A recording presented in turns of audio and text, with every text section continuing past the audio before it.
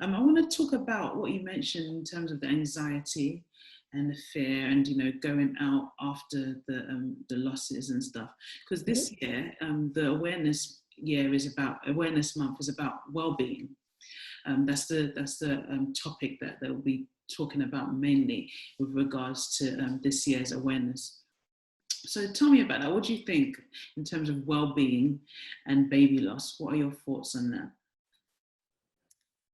Um, the first thing I would say is I think as when we're often very hard on ourselves, and we don't exercise a lot of self-care, I think it's important to feel what you're feeling.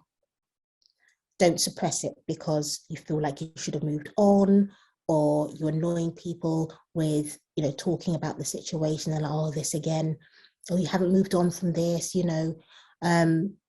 feel what you're feeling, but you're not going to stay there. Be open and honest. If you've got a partner or family members or somebody you really trust, be open and honest about where you are emotionally. And let people know what you need if you know what you need. I think something for me that really helped me on my journey was to let people know that they should speak our sons' names and not feel like they have to erase them, because they don't want to upset us. In fact, brings us joy when we hear people talk about, oh yeah, your three boys and RJ and Micah, and that sort of a thing. That was just really, really, really great. But to give yourself some grace, to feel what you're feeling, be honest about that, and also to ask for help if you need it. There's no shame in getting help.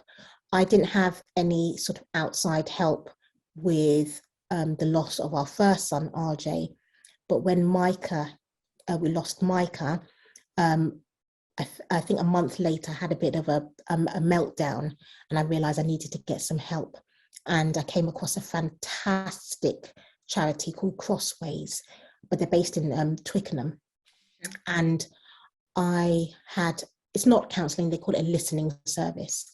And I was connected with this lady who was just amazing. And we talked through everything. We talked through my faith, my struggles with trusting the process, going forward. What if we have another loss? And we really delved into things like, well, what if you don't have another child? Will God still be good? How are you going to deal with that? Not that that's what's going to happen, but we had to explore all eventualities, and I had to learn how to equip myself with the skills to be able to cope with that and the anxiety, capturing those negative thoughts, deciphering what is truth and what is a lie in my mind, and just being very much aware of the thoughts that were coming into my mind and just saying, no, we're stopping that. Or journaling and writing things and then letting it go. Writing those negative thoughts on a piece of paper, then scrumpling them up and chucking them away. That physical act of throwing away helps you to disregard that. And I'm not saying that you just do that and all your problems are solved. It may have to be repeated over and over and over again, but being very much aware of your mental health and well-being, those negative thoughts that stay in your mind. And also sometimes being very, very busy so that you don't think about things isn't the best way, because then you get burnt out. To definitely face your feelings and deal with them in the best way that you can, but definitely to seek help, to rest, to learn how to really rest mentally, emotionally. That may mean going on holiday, a staycation, and just being away from your environment, away from your phone and social media. That's another one. Instagram and Facebook have taken a 2.5-year hiatus. Yeah, it's amazing what it does. It's amazing what it does. You don't realize until you're away from it for a bit. You can dip in and out, but I'm not on it all the time. And that really helped. Yeah, there's some great tips there. I think, as you say, it's really important to talk and not just kind of, keep everything in, because it's only going to be a matter of time before, you either explode or you have a meltdown, or, you know, so it's always good to talk. So I didn't know about Crossways. So I think if there's anybody that's maybe going through that, maybe that's one to check out. And we'll also link some other organizations that are really Yes. good for supporting people that might have gone through Yes. such a thing. So from what you've been talking about, I can tell that you are a Christian. For anybody who might be a Christian or maybe not, were there any like Bible verses that you kind of hung on to at the time that really supported you, helped you, encouraged you through that time? Or just words of encouragement that you could give to somebody who might be going through something similar, or who has just been through something similar? Yes. My husband's favorite Bible verse that he's always relied on was Romans 8:28. That's my favorite verse too. Really? Yeah. Well, it really came to life. All things work for the good of those who love the Lord and for those who are called unto his purpose. Basically, the focus was on all things work for the good, not just the good things or the things we perceive as good or the bad. All things work for the good of those who love the Lord. That meant my experience too.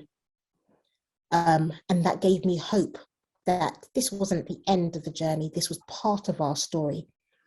And all of those things, even the most painful parts, are going to work out for our good. And that really gave me hope. And also the other one was, I think, Matthew 6:33. Seek ye first the kingdom of God and his righteousness, and all these things shall be added unto you. Now, that wasn't something I looked up and really thought, oh yeah, that really hits home. That came to me one time in the shower where, you know, I became consumed by the desire to become a mum. Everything was about that. And I felt God telling me that, you know, you really need to desire me more, chase after me more than your desire to become a mother. I did not want to hear that. That's not what I wanted to hear. Because I knew that would be very difficult, because becoming a mum was everything to me. And that really hit. But a transformation started to happen. I prayed, and sometimes when I felt like I couldn't pray, I was just too hurt, too sad. I just filled the room with praise and worship, which was amazing. And I started to focus on God, not focus on being a mum, but focusing on God and learning to trust God again, that it doesn't matter what happens, you are still good and you have my best interest at heart, whatever happens. And it took quite a while to get to that place. But when I was there, I was really enjoying life and I felt fulfilled, even though we hadn't had a child. I felt really fulfilled and at peace. To the point that things were going so well, I thought, well, I'm not quite ready to have a child. Yeah, I think I'm just enjoying life at this moment, enjoying my time with God. Then the following month, we got pregnant with Christian. And he is just an absolute gift.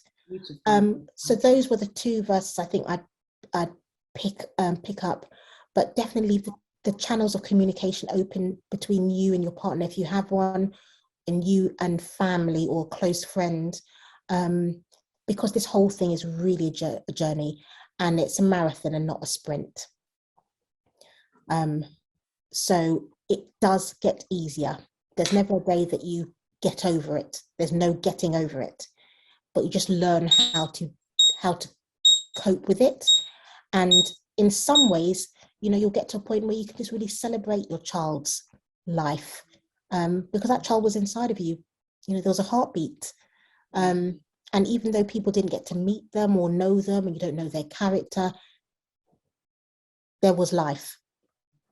And at some point you can celebrate and really have peace in knowing that that child is so safe in the hands of God right now. That gives me peace.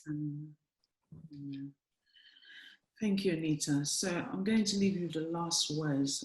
How would you like RJ and Michael Joseph to be remembered. Have you got any words that you just want to say? We'll just dedicate this to them. Oh gosh, I feel a bit emotional now. Well, doing things like this, I'm all for them having a legacy. I've always said that our sons' lives did not come and go in vain. I had to do something positive stemming from their lives. And so so many women I've been supporting in pregnancies, women who've got high risk pregnancies. I'm not medically trained, but my consultant was amazing in equipping me with the knowledge surrounding the topic of cervical insufficiency. And there's been a number of friends, unfortunately, who've gone through what we've gone through, and I've managed to support them in their pregnancies, support them in their loss, support them in their pregnancies after loss, equipping them with information so they know what questions to ask in the hospitals so they can make informed decisions for themselves. And I love all of that. And I'm not going to stop spreading the word about child loss, about cervical insufficiency, which happens, you go into premature labor without any warning, normally your second or third trimester, and people deal with that. That's 1% to 2% of pregnancies. But I've seen that it's happening a lot within the Black community, and it's not something that's talked about at all. So I'm just trying to spread, awareness and give as much support. And that for me is the legacy of our sons, RJ and Micah, who we absolutely adore, cherish and love. And our son Christian will always know about his older brothers. Amazing. You are an amazing woman. Thank you so much. If other women wanted to get in contact with you, is there any way that they would be able to do so on social media or anything like that? Yes, I am on Instagram. They can Instagram message me on Miss Anita B. And I think I'll give that to you so you can write it somewhere so that you can get in touch with me. And even if I can't really help, I should hopefully be able to signpost you to agencies that can help you. SANS is a brilliant group, and every area normally has a SANS group where you can talk to other women who've dealt with loss as well. There's so many other agencies that can help, but I'd be willing to support anybody who goes through child loss at any stage of their pregnancy. It doesn't matter whether it's first trimester, second trimester, child loss is child loss. They're all different, but the pain is awful. I just want to encourage women who are dealing with this that it does get easier. Just give yourself some grace, give yourself some time. There's no time limit on grief.